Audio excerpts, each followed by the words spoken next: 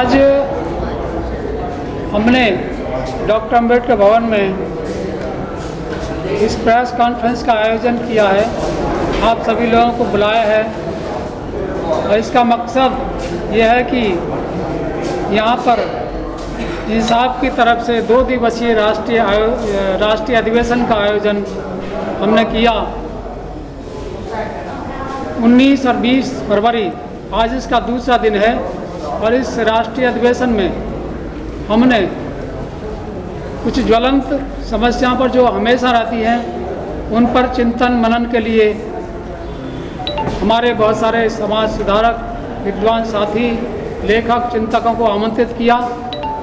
आपको भी इस कवरेज के लिए इसलिए आमंत्रित किया है ताकि इस अधिवेशन का जो सार है, अधिवेशन में जो विचार है, अधिवेशन का जो मंतव्य है वो लोगों तक पहुँचे, लोग जाने।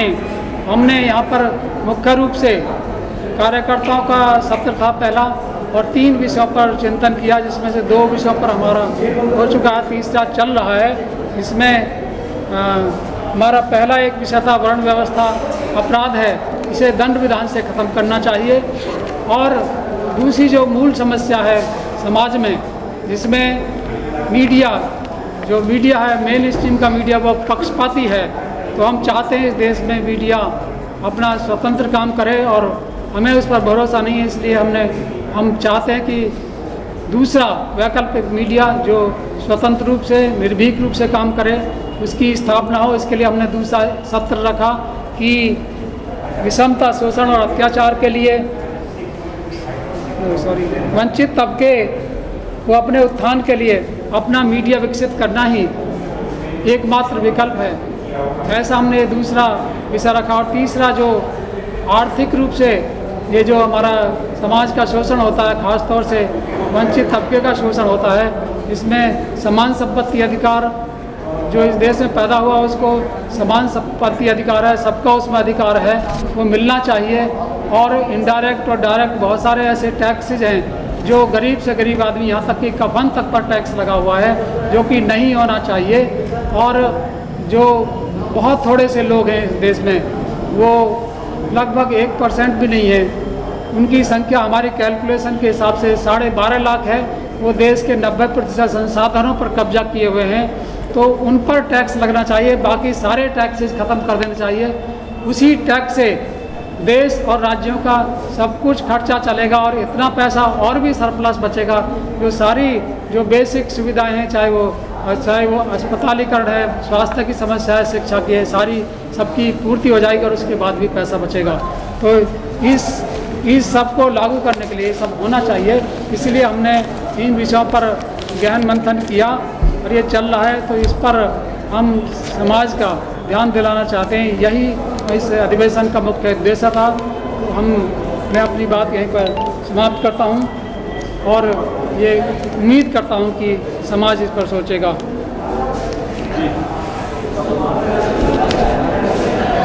हमारे आग्रह के ऊपर आप लोग यहाँ पर आए हैं और हमारे इस कार्यक्रम में शरीक हुए हैं। हम एक आंदोलन को लेकर चले हैं। ये आंदोलन आज जिस स्टेज के ऊपर है, वहाँ हमने देश में विशेष तौर से आज़ादी के बाद जिस तरह से आम आदमी का शोषण हो रहा है, उस पर विशेष तौर से हमारे जो विद्वान साथी थे उन्होंने अध्ययन किया है। और हम सब देखते हैं कि बार बार ये कहा जाता है कि अमीर अमीर हो रहा है, गरीब गरीब हो रहा है, तो हमने उनका विशेष तौर से अध्ययन किया है। तो आज जो 3 मुद्दे रखे हैं उसके अंदर एक मुद्दा ये भी रखा है, हम चाहते हैं कि देश से गरीबी, भुखमरी जैसी समस्या सदा के लिए ख़त्म हो जाए, बेरोज़गारी ख़त्म हो जाए। तो इसके लिए ज़रूरी ये है कि देश के अंदर काम बढ़े, और काम तभी बढ़ता है जब देश के अंदर से भुखमरी ख़त्म हो जाती है। यदि ज़रूरी आदमी, जिस आदमी की ज़रूरत है, उसकी ज़रूरत पूरा करने के लिए उसके पास साधन भी होते हैं, तो डिमांड पैदा होती है और इस डिमांड से ही रोज़गार पैदा होता है। और देश का बजट इस तरह से बनाया जाता है, इस तरह से चलाया जाता है कि गरीब आदमी के हाथ में से पैसा ले लिया जाता है। तो गरीब आदमी के हाथ में जब पैसा नहीं होगा, उसके पास साधन नहीं होंगे, तो ना उसके पास कपड़े खरीदने की ज़रूरत रहती है, ना अनाज करने की ज़रूरत रहती है। तो जब ये ज़रूरतें उसकी नहीं रहती हैं तो समाज के अंदर से डिमांड ख़त्म हो जाती है। तो जब डिमांड ख़त्म हो जाती है तो रोज़गार ख़त्म हो जाता है। तो ये वस्तु स्थिति होती है। हम इसको समाज को समझाना चाहते हैं कि ये जो सरकारें हैं जो बन रही हैं वो आपको उल्टा पाठ पढ़ाती हैं। तो ये उल्टा पाठ पढ़ाती हैं और गरीब आदमी से पैसा लिया जाता है। हम चाहते हैं कि पैसा अमीर आदमी से लगे और अमीर आदमी से पैसा जो है गरीब आदमी के हाथ में जाए। तो ये सब बातें हैं, हम इसको बदलना चाहते हैं, देश के हालात बदलना चाहते हैं। हम देश की अर्थव्यवस्था को ऐसा बनाना चाहते हैं और कि जैसे हमारे वर्षा चक्र होता है, कि वर्षा चक्र जैसे होता है कि समुद्र से पानी उठता है, पानी बादल बनते हैं, बरसात होती है, सबको हरा भरा करता है, खुशहाल बनाता है और उसके बाद पानी समुद्र में चला जाता है। तो हम ये चाहते हैं, समाज को ये बताना चाहते हैं कि जो अमीर लोग हैं जिनके पास पैसा इकट्ठा हो गया, सारी साधन संपदा इकट्ठी हो गई है और उनके पास लगातार साधन संपदा इकट्ठी हो रही है, उनके ऊपर देश ने कोई टैक्स नहीं लगा रखा है। 2015 के अंदर जो टैक्स, जो थोड़ा सा टैक्स उसके ऊपर लगता था, जो धनकर लगता था, वो धनकर भी सरकार ने 2015 में हटा लिया और 2015 में धनकर हटा के और ये बाद में जीएसटी लेकर आ गए। अब जीएसटी आप समझते हैं कि आप तो लोग ये सोचते हैं कि सरकार ने टैक्स लगाया है तो ठीक है। तो ये तो एक अंधविश्वास है सरकार के ऊपर लोगों का। तो लोगों का अंधविश्वास मिटना चाहिए सरकार के ऊपर से कि सरकार जो काम करती है ज़रूरी नहीं है सारे ठीक हों। हमें बुद्धि से सोचना चाहिए। ये कहाँ का न्याय है कि गरीब आदमी के ऊपर जो आप टैक्स लगा दो और वो टैक्स की वसूली अमीर आदमी करे। हर एक जो चीज़ खरीदते, बीड़ी खरीदो, माचिस खरीदो, पान खरीदो, गुटखा खरीदो, आटा खरीदो, तेल खरीदो, चावल खरीदो, अनाज खरीदो, हर एक चीज़ के ऊपर टैक्स। और ये टैक्स जाता कहाँ है? ये सरकार के पास जाता है कि ज़रूरी है सरकार के पास जाता है? जो आप चीज़ें खरीदते हो, काला बाजारी, तो आपको पता है कि कितनी काला बाजारी है। तो काला बाजारी की चीज़ खरीदी है तो टैक्स भी तो काला बाजारी में ही जाएगा। तो हमने इसका अध्ययन किया है, हमने बाकायदा, हमारे पास आंकड़े हैं इसके। हम ये कह रहे हैं कि 13 लाख करोड़ यदि सरकार की आमदनी होती है तो 33 लाख करोड़ जो है वो काला, ये इसमें जो है वो 33 लाख करोड़ का भ्रष्टाचार भी होता है इसमें साल का। जो जीएसटी जो है, यदि टैक्स जो है जीएसटी 13 लाख करोड़ रुपये सरकार की आमदनी होती है तो सरकार जो छूटे दे देती है और जो काला बाजारी है, इन दोनों को मिला के लगभग 33 लाख करोड़ जो है वो साल का एक भ्रष्टाचार इसके अंदर है। ये इतना बड़ा अमाउंट है कि जो पूरा जो हमारा देश का बजट है उसके बराबर का बजट है। कोई आए, सरकार को हमने लेटर भी लिखा है, ये किताब है, हमने इसके अंदर जो है वो किताब उसको दी थी हमने। ये इसके अंदर एक लेटर है, हमने फाइनेंस मिनिस्टर को भी लिखा, हमने फाइनेंस मिनिस्टर को भी इसके अंदर लिखा है, लेकिन फाइनेंस मिनिस्टर से उधर से सरकार से कोई जवाब नहीं आया। हमने 2018 में ही लिखा कि ये भ्रष्टाचार चल रहा है तुम्हारा, लेकिन कोई उधर से सरकार ने कोई जवाब नहीं दिया। हमने दिल्ली गवर्नमेंट को भी लिखा, हमने जितने सांसद थे सबको भी भेजा, लेकिन वहाँ से कहीं से कोई जवाब नहीं आता है। तो अल्टीमेटली ये सारी सरकारें जानती हैं। हम पब्लिक को समझाना चाहते हैं कि पब्लिक को चेतना चाहिए इसके लिए। जब पब्लिक चेतेगी, हर एक जो है इनके जो सांसद हैं उनसे पूछेगी, तब ये इसमें बदलाव आएगा और हम एक ऐसा नया राष्ट्र का निर्माण करेंगे जो बेगमपुरा राष्ट्र, जो बेगमपुरा की एक संकल्पना थी रैदास की कि देश के अंदर कोई टैक्स ना हो, कोई जात बरादरी ना हो, कोई ऊंच नीच ना हो, सारे बेगम बेखौफ रहें। तो वो जो संत रैदास की जो कल्पना थी, उस संकल्पना को हमने साकार करना है।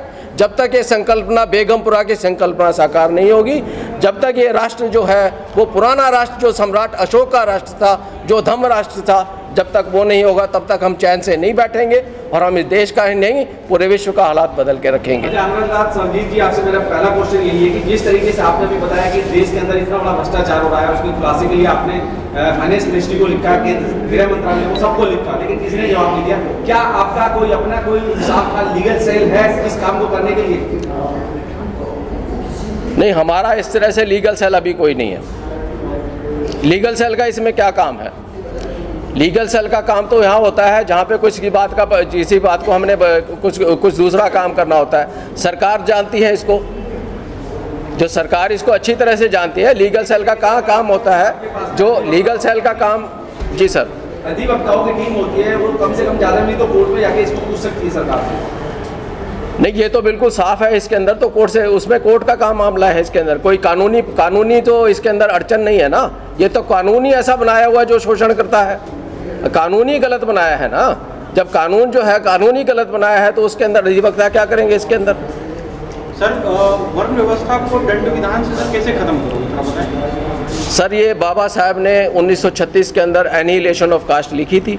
एनिहिलेशन ऑफ कास्ट के अंदर उन्होंने कहा था कि ये जो व्यवस्था है, इस व्यवस्था के लिए, इसको ख़त्म करने के लिए कोई दंडात्मक कानून बनना चाहिए। हमने सती प्रथा बंद की, एक कानून बनाया। हमने जो दहेज प्रथा के ऊपर कानून बनाया।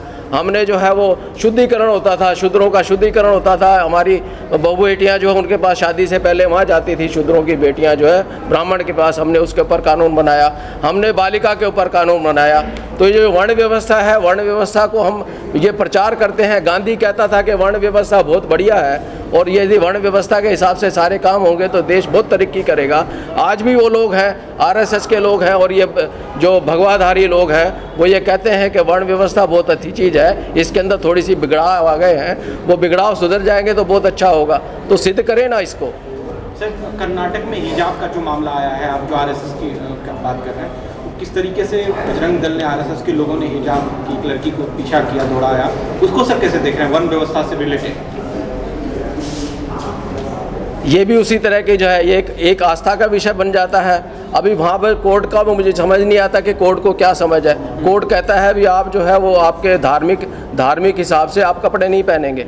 अभी धार्मिक हिसाब से कपड़े तो सारे के सारे तो कपड़े धार्मिक हिसाब से ही पहनते हैं, विरोध कर रहे हैं। हाँ, तो अभी जो मैं सोचता था कि धार्मिक हिसाब से कपड़े नहीं पहनेंगे तो सारे नंगे हो जाएंगे, लेकिन फिर मैं सोचता कि जब नंगे हो जाएंगे वो भी धार्मिक हिसाब का हो जाएगा, क्योंकि दिगंबर लोग भी हैं देश के अंदर जो कपड़े नहीं पहनते हैं, तो कपड़े नहीं पहनना भी धार्मिक हो जाएगा। तो उनको भी कहें ना कि भाई तुम कपड़े पहन लो, भाई हिजाब हटा रहे हैं तो दिगंबरों को भी कहें कि भाई दिगंबर तुम भी कपड़े पहन लो। आपने एक सत्र रखा मीडिया के लिए, क्या आपको नहीं लगता कि इस देश के अंदर जो मीडिया काम कर रहा हो, कहीं ना कहीं देश की सरकार के लिए काम कर रहा था, कि शोषित पीड़ित वंचित समाज के लिए? तो इस मुहिम में क्या वंचित समाज के तबके का मीडिया खड़ा हो पाएगा? वंचित तबके का मीडिया आराम से खड़ा हो पाएगा, क्योंकि उसको जो भी चीज़ होती है, जो उपयोग करता है वही निर्धारित करता है कि होगा या नहीं होगा। उपयोग करने वाले तो वंचित समाज है, तो वंचित समाज उनका उपयोग करना बंद कर देगा तो मीडिया ख़त्म हो जाएगा। और वहाँ से जो पैसा जो उसके ऊपर खर्च कर रहा है वो अपने लिए करेगा, तो उसका अपना मीडिया खड़ा हो जाएगा। तो ये तो सच स्विच ओवर वाली बात है, एक मेंटालिटी बदलने वाली बात है। नीयत बदल दी तो नीति बदल दी, नीयत बदल दी तो सब बदल जाएगा। देखा जाए तो वंचित समाज की जितनी भी खबरें हैं वो ज़्यादातर सोशल मीडिया के माध्यम से प्रसारित होती हैं और देश विदेश तक पहुंचाई जाती हैं। क्या आपको भरोसा है कि सोशल मीडिया जो है, जो बहुजन मीडिया, वो कहीं ना कहीं इस गोदी मीडिया को टक्कर दे रहा है? नहीं, बिल्कुल वो टक्कर दे रहा है, और हम समझते हैं कि यही मीडिया आगे बढ़ के जो है उसका वैकल्पिक व्यवस्था भी बनाएगा। तो आप नेशनल मीडिया को बाइकआउट करना चाहते हैं? जो नेशनल मीडिया टीवी चैनल जो लगातार सरकार की तरफदारी कर रहा है, आप उसको? नहीं, हम चाहते हैं कि वो जो है सुधरे और वो जो है निष्पक्ष और सबकी बात करे। माइनॉरिटी के भी लोग जाए, आप ये भी चाहते होंगे? हाँ जी, बहुजन समाज है, जो वंचित समाज है, उसकी भी हिस्सेदारी भागीदारी उसमें हो? नहीं, हम भागीदारी नहीं चाहते। हम चाहते हैं कि वंचित समाज ही ना हो। अच्छा, जिस तरीके से देश के अंदर जब हम कहते हैं कि वंचित समाज की भागीदारी हो, इसका मतलब ये हम चाहते हैं कि हम वंचित समाज हो, लेकिन हम वंचित समाज चाहते ही नहीं है, तो भागीदारी का सवाल ही नहीं होता।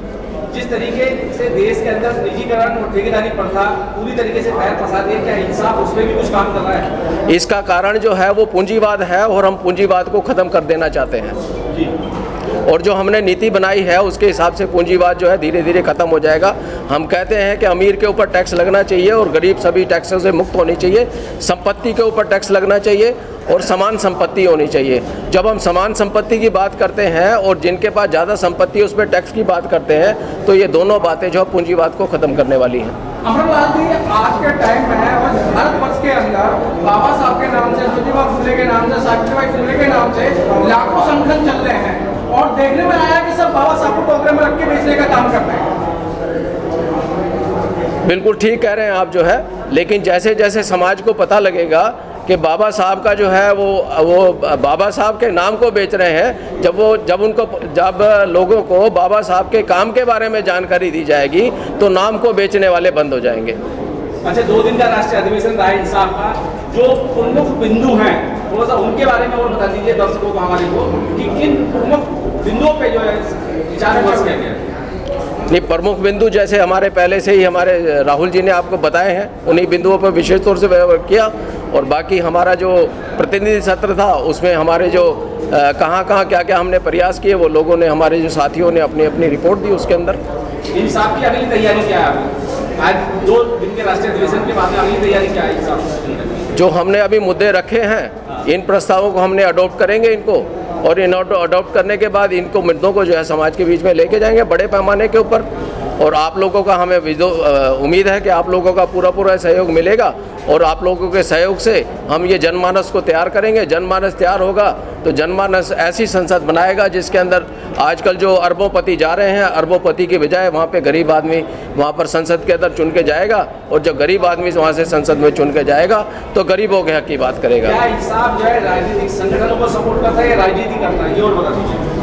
वास्तव में मैं कहूँ तो राजनीति तो हम ही कर रहे हैं, बाकी तो सारी जो है वो गाल बजाई कर रहे हैं, एक दूसरे को गालियाँ दे रहे हैं। हमने अपने सामने आपके सामने रखी है कि राज की नीति ये होनी चाहिए। तो मैं जो है बाकी राज सत्ता की तरफ जा रहे हैं, हम सत्ता के भूखे नहीं हैं, हम राजनीति के भूखे हैं। हमने राजनीति आपके सामने रखी है, तो सच्ची राजनीति कोई कर रहा है तो हम सच्ची राजनीति कर रहे हैं। अच्छा, आखिर में चलते चलते जो है आप खुद इंसाफ के राष्ट्रीय अध्यक्ष हैं, क्या मैसेज देना चाहते हैं देश और दुनिया के लोगों को? जो है देश और दुनिया के लोगों को यही देना चाहता हूँ कि जो पैसे वाले लोग हैं और जो सत्ताधारी लोग हैं, जो पूरे वर्ल्ड के अंदर और भारत के अंदर भी ये आपको गुमराह कर रहे हैं, वो ऐसी बातें आपके सामने रख रहे हैं वो जो बिल्कुल झूठी और बेबुनियाद हैं। अभी इकोनॉमिक्स की बात करूँ तो आपको ये कहा जाता है कि हमारी जो ज़रूरतें हैं वो असीमित है। हमें जब हमने पढ़ा था, हमने भी ये पढ़ा था और आज भी ये पढ़ाया जा रहा है कि आदमी की ज़रूरतें असीमित हैं और संसार के अंदर साधन संसाधन सीमित है। ये बल्कि उल्टा है। अभी हम जो है 2 कपड़े पहनते हैं, 2 रोटी खाते हैं, और हमने मरने के बाद हमें जगह भी नहीं चाहिए, तो हमारी तो सीमित आवश्यकताएं हैं। और हम यदि संसार के अंदर देखेंगे तो हमारे साधन संसाधनों का अपार भंडार है। तो ये जो है बेसिकली हमें गलत पाठ पढ़ाया जाता है, और जब बेसिक गलत हो जाता है तो इमारत भी गलत बनती है। ये नई किताब ये पहले थी, इंसाफ के महानतम प्रेरणा स्रोत, ये पहले प्रकाशित हुई थी। इसका संशोधित और परिवर्धित संस्करण ये अभी इस राष्ट्रीय अधिवेशन के मौके पर ये प्रकाशित हुआ है। आज इसका ये हमने पब्लिक के बीच में इसको मुझे लगा विमोचन किया जाता है इसका। आप लोगों ने अपना कीमती समय में दिया, धन्यवाद सबका। और हमें अपेक्षा है कि भविष्य के अंदर भी आपका सहयोग इस सामाजिक आंदोलन के और ये देश के बदलाव के अंदर आपका सहयोग मिलता रहेगा। धन्यवाद। Thank you sir.